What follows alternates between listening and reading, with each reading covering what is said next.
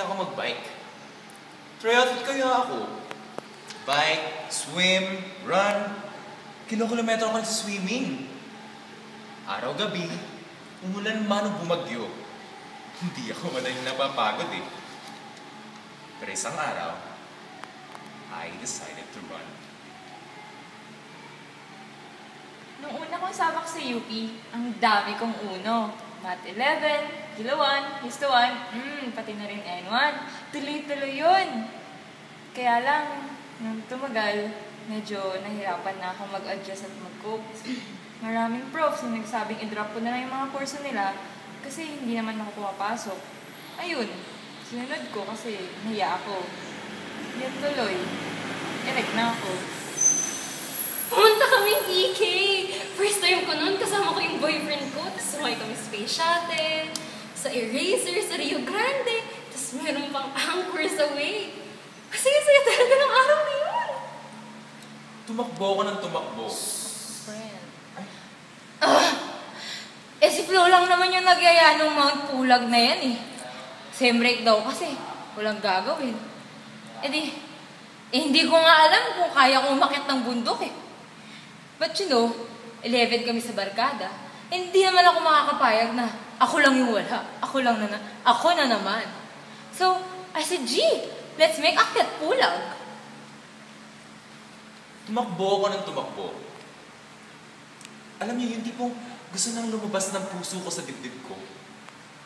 But then I stopped. Check my heart rate, my RR. I was nakitid ang tachycardic na nga eh. Tapos nun, napag-isip-isip ko na parang gusto ko mag-gym.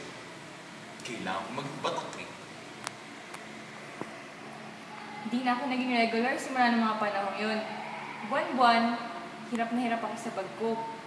Ang daming stress, ang daming iyak, ang bigat ng dinadala ko.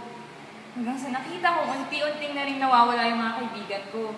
Sila mismo, iniwan ako simula nang maging ireg ako. Nung patapos na, nag-kiss kami sa ilalim ng fireworks. Shit, ang romantic. Tapos nun, hinatid niya ako eh. Tapos, iingon ako mag-isa. But guys, I didn't know that it was so expensive sa tuktok. You know, my dad had to sell his car para na makapag-condo ako sa UT. And my mom had 2 jobs para na makapagbayad ako sa UP. Sa tuition fee sa UP. You know, ang hirap talaga to keep up. Especially sa nursing. Sa fitness first, maraming contraptions ang pwede mong gamitin. Pwede kang mag-treadmill, mag-boxing, mag-cycling, mag-weightlifting, mag-circuit, lahat pwede mong gawin. Pati sightseeing. Isang araw, may lumapit sa aking dude. Sabi niya, bro, wanna come? Sabi ko, sure, where? Sabi niya, doon sa lugar na may takang website. Dumating yung araw na confirm na delay na talaga ako. Shit! Ano nang sasabihin ng pamilya ko? Ng mga kakilala ko? Ng mga kamag-anak ko? Nakakahiya. Nakakahiya talaga. Ano na? Ayoko na!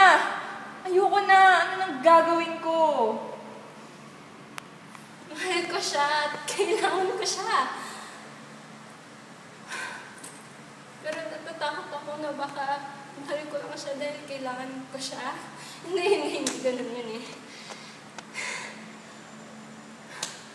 Akala ko kasi pag nagka-boyfriend ako, matatago ko yung nararamdaman ko. Hindi ko sinabi sa boyfriend ko yung totoo.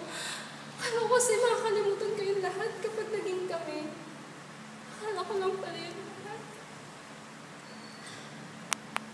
I had to work part-time just to keep up my daily Jamba Juice. But I had to keep it from my friends kasi, you know, I don't want them to know na sila #blessed. Well, ako, #duka. You know, I needed to blend in. Kailangan eh. Worst comes to... Ba't kasi kailangan mag-English? Ang hirap kaya. yun. Hina-afford ng parents ko ang schooling ko. But luckily, I was able to find scholarship dito sa CN. Ang dami pa ng opportunities eh. May mga bago pa akong mga kaibigan. Labanan sa gym ang palakasan ng rata. Dati, patingin lang ako. Mag-isang nagsasaya. Sabi nila, pag third year labasan na yun eh. Pero hindi ko na kayang pigilan. Nag-grinder ako. Doon ko nakilala mga gym buddies ko. Lalaki ng katawan. Sarap! Sa gym, tanggap ako. Ewan ko lang kung pati dito. Tara, samahan niyo ako. I can be Dennis by day and Diva by night. Ang hirap-hirap. Ang dami kong pinagsisisihan. Kung sana lang hindi ako nawala ng focus. Sana hindi ako nagpa-distract. Sana nag-ingat ako. Sana talaga. Sana nga lang talaga tama ako na hindi kita pinalaglag. Mali ako. Alam ko, mali ako. Pero nagawa ko lang naman yun kasi natatakot ako eh. Ayoko maging mahina. Ayoko na maging ganito. Ayoko na maging laging pagod. Sama-sama na ako. Na, ganit. Sama-sama na ako. Na, lagi na lang yung mga tanong, okay ka lang ba? Anong problema? Yun nga yung problema eh. Hindi ko alam yung problema. At mas lalo akong nalulungkot. Hindi ko pa rin alam yung sagot kung bakit ako malungkot. Sana tinanggap ko na matagal na. Sana tinanggap ko na hindi lang face to, na hindi lang to normal tulad ng sinabi nila. Sana tinanggap ko sa sarili ko na hindi lahat ng kabataan may emo stage. Sana kaya kong tanggapin yung sarili ko. Sana kaya kong sabihin sa kanila. Kakayanin ko ba? Yung araw na nag-decide ako umakyat sa tuktok, ay yung araw din na ginusto ko nang bumaba. We shouldn't let other people decide which path to take or which mountain to climb.